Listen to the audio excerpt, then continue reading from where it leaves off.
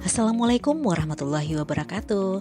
Halo, salam dari kami calon guru penggerak Angkatan 11 Provinsi Kepulauan Riau. Dalam video ini, kami akan menampilkan tentang tugas ruang kolaborasi modul 1.2, yaitu hasil rancangan kolaborasi kekuatan nilai calon guru penggerak. Namun sebelumnya, kami akan memperkenalkan anggota kelompok kami. Yang pertama adalah Santi Mary dari SMK Negeri 1 Batam.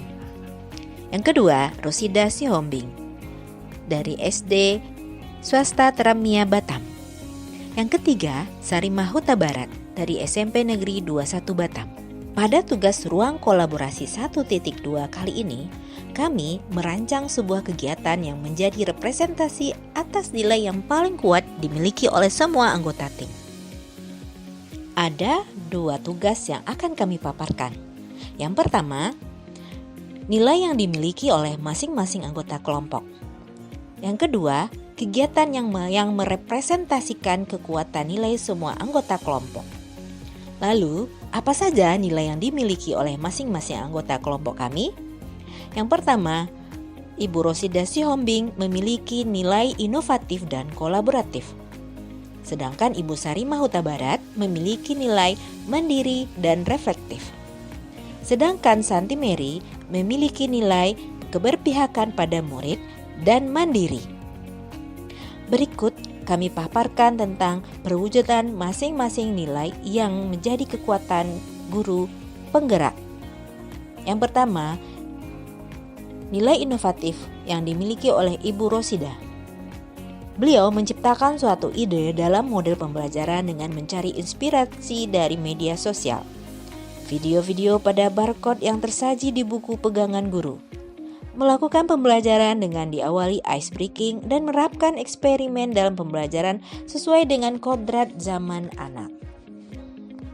Untuk perwujudan nilai kolaboratif, Ibu Rosida menciptakan pembelajaran dengan kolaboratif pada rekan guru paralel dan melakukan kolaborasi pembelajaran dengan memerankan tutor sebaya serta dengan kelas rombel lainnya.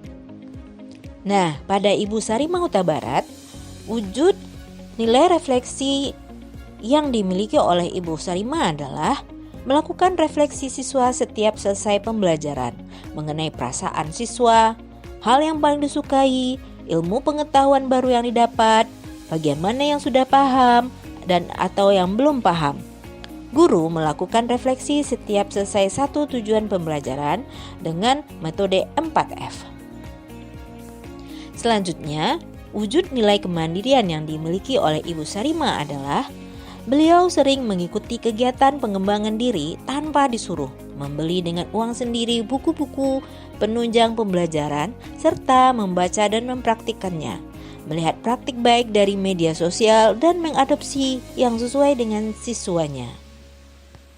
Nah, bagaimana dengan Ibu Santi Mary? Untuk wujud nilai keberpihakan pada murid yang diterapkan oleh Ibu Santi adalah memberdayakan labor komputer setiap pelaksanaan asesmen formatif dan sumatif. Beliau juga konsisten menggunakan flip chart paper, sticky note sebagai bahan penunjang dalam kegiatan pembelajaran. Memaksimalkan sarana kertas, printer yang ada di sekolah untuk memperbanyak bahan ajar atau LKPD, serta melengkapi sarana audiovisual dalam belajar. Untuk wujud nilai kemandirian yang dimiliki oleh Ibu Santi Mary adalah membekali diri dengan wawasan dan keterampilan penguasaan aplikasi yang dapat digunakan untuk menunjang pembelajaran di kelas, seperti workshop Canva, webinar, quizzes, Kahoot, Wordwall, live worksheet, dan masih banyak yang lainnya. Dan itu dilakukan inisiatif sendiri. Nah, berikut adalah kegiatan yang merepresentasikan kekuatan nilai semua anggota kelompok kami. Dari semua nilai guru penggerak yang kami miliki, maka berpihak pada murid yang diwujudkan pada kegiatan reflektif adalah satu nilai yang kami sepakati untuk dikembangkan dalam sebuah kegiatan yang tentu saja kegiatan itu bertujuan untuk keberpihakan pada murid. Kegiatan yang akan kami buat rancangannya adalah membuat asesmen non-kognitif. Tujuannya adalah mengetahui kondisi psikologi dan sosial emosional peserta didik, gaya belajar, aktivitas peserta didik selama belajar di rumah, serta kondisi keluarga peserta didik. Hubungannya dengan nilai keberpihakan pada murid adalah yang pertama, memahami dan mendukung kebutuhan murid secara holistik, bukan hanya berdasarkan prestasi akademik saja. Mengidentifikasi kebutuhan emosional dan sosial murid yang memungkinkan mereka untuk memberikan dukungan yang lebih personal dan relevan. Kemudian, membantu mengidentifikasi masalah-masalah kesejahteraan murid seperti kecemasan, stres, atau masalah hubungan sosial.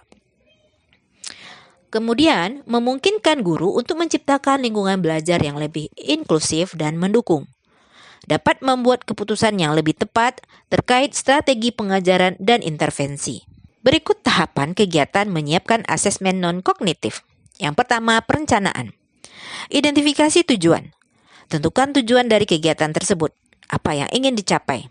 Contoh, untuk pengembangan murid, identifikasi kebutuhan, evaluasi program. Yang kedua, analisis kebutuhan. Dengan mengidentifikasi kebutuhan yang diperlukan untuk mencapai tujuan. Misalnya, motivasi, empati, kerjasama, dan keterampilan sosial. Tentukan siapa yang akan menjadi sasaran kegiatan. Yang ketiga, penentuan sasaran. Yang kedua adalah persiapan. Kajilah literatur dan teori yang relevan dengan aspek non-kognitif yang akan diukur. Buat definisi operasional dari setiap aspek yang akan diukur untuk memastikan kesamaan pemahaman. Tentukan metode asesmen yang akan digunakan, seperti kuesioner, observasi, wawancara, atau jurnal reflektif. Buatlah item-item asesmen yang relevan dengan aspek non-kognitif yang diukur. Dan pastikan item tersebut jelas dan mudah dipahami. Lakukan uji coba awal atau piloting dengan sampel kecil. Yang ketiga, pelaksanaan. Sebarkan instrumen kepada responden yang ditargetkan. Kumpulkan data asesmen sesuai dengan metode yang telah ditentukan. Lakukan pengolahan data menggunakan metode statistik yang sesuai. Berikut adalah contoh asesmen diagnostik non-kognitif dengan menggunakan Google Form. Dan yang sebelah kanan menggunakan paper base. Guru disarankan untuk menyiapkan dua jenis atau dua metode pelaksanaan asesmen ini. Yang pertama secara digital dengan menggunakan platform Google Form. Yang kedua menggunakan paper base. Kenapa paper base harus disiapkan? Jika terdapat kendala dalam penggunaan jaringan atau menggunakan gawai yang harus dibutuhkan untuk mengerjakan asesmen non-kognitif. Yang keempat adalah tahapan evaluasi. Pada tahapan evaluasi ini dilakukan pengumpulan data dan informasi mengenai pelaksanaan kegiatan. Kemudian menginterpretasikan hasil asesmen untuk memperoleh gambaran mengenai aspek kognitif yang diukur. Selanjutnya mengevaluasi proses dan hasil asesmen untuk mengidentifikasi kekuatan dan kelemahan instrumen. Terakhir, revisi instrumen. Lakukanlah revisi pada instrumen berdasarkan evaluasi untuk meningkatkan kualitas asesmen di masa mendatang. Inilah contoh rekapan analisis hasil profil siswa. Dan tindakan selanjutnya adalah tindak lanjut dengan membuat strategi dan langkah-langkah konkret yang akan diambil untuk mencapai tujuan berdasarkan rekapan hasil asesmen. Dan integrasikan temuan dari asesmen non-kognitif ke dalam kurikulum dan kegiatan pembelajaran. Demikianlah hasil presentasi dari kami. Terima kasih.